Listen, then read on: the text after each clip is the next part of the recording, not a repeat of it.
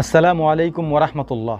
আজকের আলোচনার বিষয়টি হচ্ছে মুসলিম হয়েও মোট কত শ্রেণীর মানুষ জান্নাতে প্রবেশ করবে না। তো চলুন আজকের আলোচনাটি শুরু করা যাক।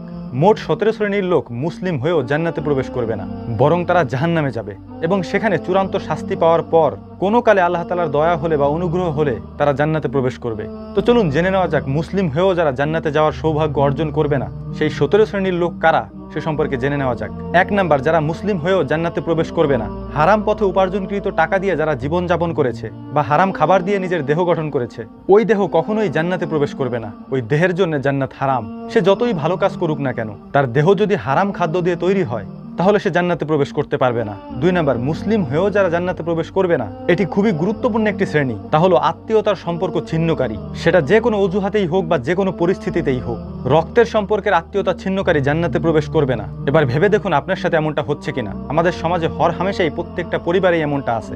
যদি জান্নাতে যেতে হয় তাহলে আজই এটি মিটিয়ে ফেলুন, কেননা আল্লাহ রাসূল সাল্লাল্লাহু আলাইহি ওয়াসাল্লাম বলেছেন, লা ইয়াদখুলুল জান্নাতা কাতাই। নাম্বার 3, যে ব্যক্তি মুসলিম হয়েও জান্নাতে প্রবেশ করতে পারবে না সে হলো ওই ব্যক্তি যে তার প্রতিবেশীকে কষ্ট দেয়, তাদের সাথে বাজে ব্যবহার করে, তাদের সুখ শান্তি বিনষ্ট করে এবং আপনার আমার কাজে তারা কষ্ট পায়। 4 নাম্বার, মুসলিম হয়েও যারা জান্নাতে প্রবেশ করতে পারবে না তারা হলো মা বাবার অবাধ্য সন্তান। যে সন্তান তার মা বাবার ন্যায্য আদেশ অমান্য করে, তাদেরকে কষ্ট দেয়, তাদেরকে পাত্তা দেয় না, বেয়াদবি করে, কষ্ট দিয়ে কথা বলে, এই সকল সন্তানদের জন্য জান্নাত হারাম। সে যত ভালো কাজই করুক না কেন, যত নামাজ পড়ুক না কেন, যতই রোজা রাখুক না কেন, যতই সৎকর্ম করুক না কেন, তার এই ভালো কাজ, তার এই ভালো আমল কোনো কাজে আসবে না, তাকে জাহান্নামে যেতে হবে।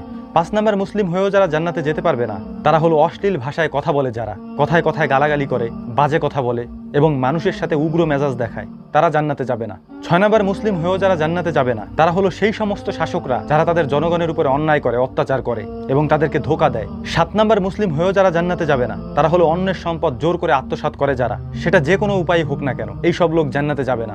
8 নাম্বার, মুসলিম হয়েও যারা জান্নাতে যাবে না তারা হলো উপকার করে যারা খোঁটা দেয়, তারা কখনো জান্নাতে যাবে না। আপনি যদি কারো উপকার করেন তাহলে সেটা নিঃশর্ত করতে হবে এবং আল্লাহর জন্য করতে হবে, কখনোই তাকে খোঁটা দিতে পারবেন না। যদি খোঁটা দেন তাহলে আপনি জান্নাতে যেতে পারবেন না। 9 নাম্বার, মুসলিম হয়েও যারা জান্নাতে প্রবেশ করতে পারবে না সে হলো চগলখোর, যে একজনের কথা অন্যজনের কাছে বলে, এভাবে সবার কাছে ভালো থাকে, এই ব্যক্তি কখনো জান্নাতে যাবে না।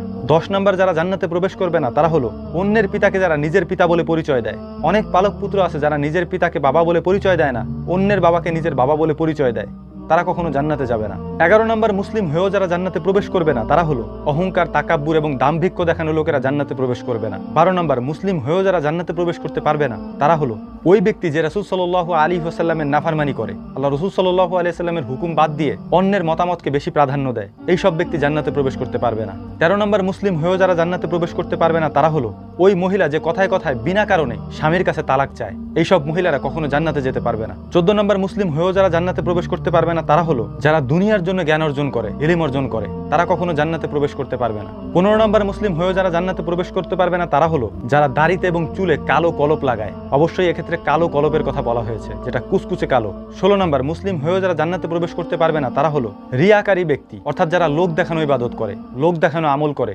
লোক দেখানো দান খয়রাত করে, তারা কখনোই জান্নাতে প্রবেশ করতে পারবে না। 17 নম্বর, মুসলিম হয়েও যারা জান্নাতে প্রবেশ করতে পারবে না তারা হলো যারা নিজের ওয়ারিসদেরকে বঞ্চিত করে, যেমন নিজের বোনকে বাবার সম্পত্তি থেকে বঞ্চিত করে, নিজের ভাইকে বাবার সম্পত্তি থেকে বঞ্চিত করে, মোট কথা ওয়ারিসদেরকে তাদের হক থেকে বঞ্চিত করে, তারা কখনো জান্নাতে যেতে পারবে না। আল্লাহ রাব্বুল আলামিন উপরোক্ত এই 17 শ্রেণীর পাপ থেকে আমাদেরকে হেফাজত করুন, আমরা যেন কখনোই এই পাপগুলির সাথে জড়িত না হই, এই অন্যায়গুলি আমরা না করি। আল্লাহ তাআলা আমাদের তৌফিক দান করুন। নাসরুম মিনাল্লাহ, ফাতহুল কারীম, ওয়া আখিরি দাওয়ানা আনিল হামদুলিল্লাহি রাব্বিল আলামিন। আসসালামু আলাইকুম ওয়া রাহমাতুল্লাহ।